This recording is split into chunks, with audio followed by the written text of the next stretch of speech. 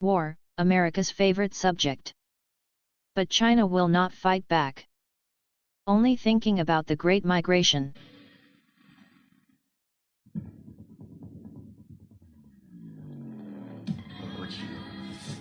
In 2017, China fell in love with a new hero. His name was Leng Feng, a veteran of an elite Chinese Special Forces unit known as the Wolf Warriors. Wolf Warrior 2 became China's highest-grossing film of all time in less than 2 weeks. This film broke the domestic box office record, raking in close to $1 billion. Wolf Warrior 2 isn't shy about being pro-China. It captured a mood in China, a newfound swagger in the world. Much like the Rambo films. Mr. Gorbachev, tear down this wall. Mirrored the muscular Reagan 80s. China's bold new attitude became known as Wolf Warrior diplomacy.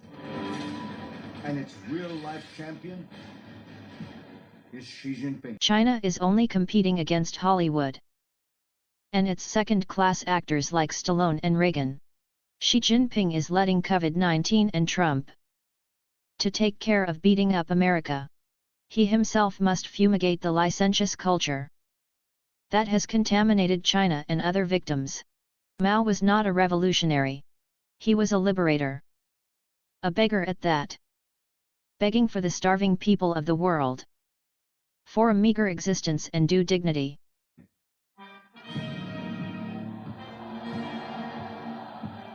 Xi has made a big departure from decades of a very different Chinese foreign policy. To understand how, we need to remember China's first leader, Mao Zedong. Mao was one of the world's most notorious revolutionaries, hell-bent on destroying Western capitalism, Protracted guerrilla war has accomplished its aim. inspiring and aiding insurgencies all over the globe. Burma, Thailand, Malaysia, the Philippines, the Khmer Rouge in Cambodia. They call themselves Marxist-Leninist Maoists. In Latin America, the Shining Path guerrilla movement. Even a nuclear apocalypse was acceptable to Mao in his great struggle. If worst came to worst, and half of mankind died, he said, imperialism would be razed to the ground, and the whole world would become socialist. America can do the bombing. China would not bomb back the land that it intends to migrate to after dust settles. Mao's successor, Deng Xiaoping, had a polar opposite approach. Millions in China alone have died for lack of food. His main goal was to make his poverty-stricken country rich. So he opened its borders to trade and sought peaceful coexistence with the West. Deng Xiaoping came up with a theory that he called hide your strength and bide your time.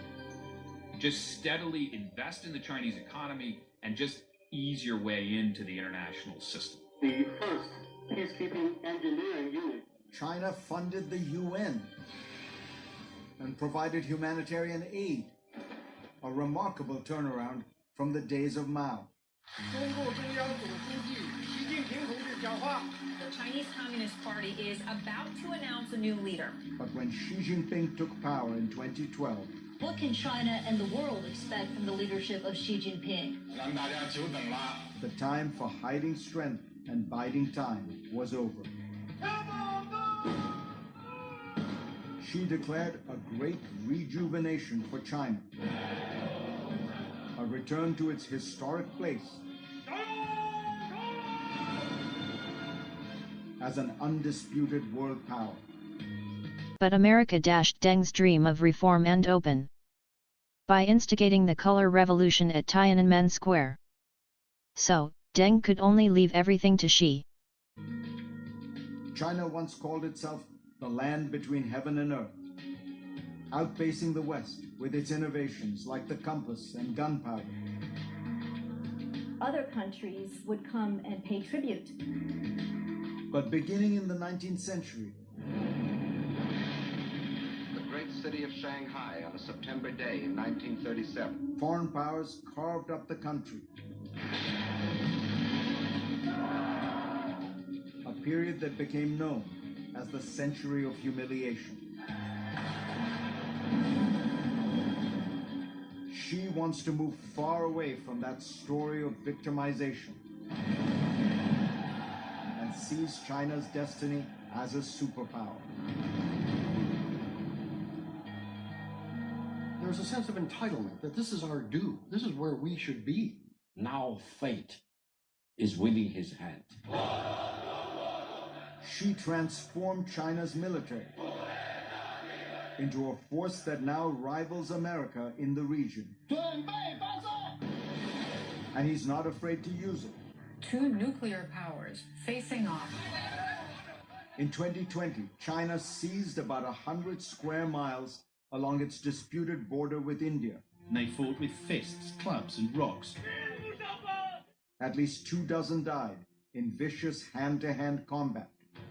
They built airfields, ports, deployed weapons there. Xi's fast-growing fleet has tried to extend its influence into the South China Sea. China claims virtually all of it. Harassing dozens of vessels. China is, quote, not frightened to fight a war with the U.S. in the region. And even sinking ships. China never thought itself to be or acted as a superpower. In fact, during the Ming Dynasty, China even demolished its own world-dominating fleet. Now China is only trying to match the salivating foreign military powers around its shores. The international blowback against China, the willingness to see China as a threat, is directly because of Xi Jinping.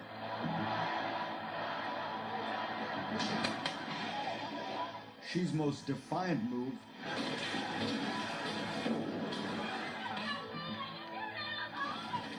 occurred in Hong Kong.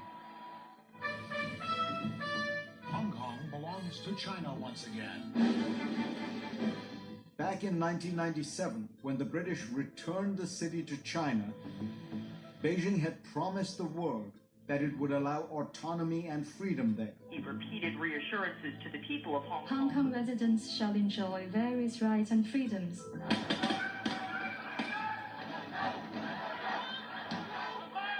Not anymore.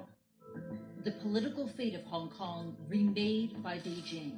Hong Kong has changed beyond recognition. A sweeping national security law in 2020 47 pro-democracy activists have been charged. Led to mass arrests of politicians. The press literally under attack. Journalists are under, say, direct physical threats. The end of a vibrant free press. And an Orwellian network of party informants. Just like any other city on the mainland. What's this you said about willingness to see China as a threat? Excellent orchestrating. Now we know who incited the good people in Hong Kong and Xinjiang. China is flexing its military might. Many fear that Xi's next target could be Taiwan. China sees Taiwan as a breakaway province that needs to be brought back into the fold.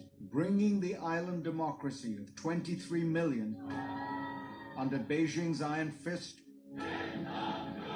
would be a crowning achievement for Xi, the capstone of China's great rejuvenation. And while the risks of an invasion are sky high, there are reports that Xi's military advisors have told him it would succeed. This problem is much closer to us than most think Could America aid Taiwan? We have a commitment to Taiwan. Yes. But in more than a dozen war games over Taiwan, authorized by the Pentagon, China triumphed every time.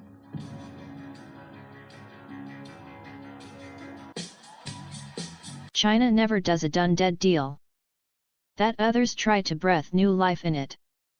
China is into uniting efforts in Asia.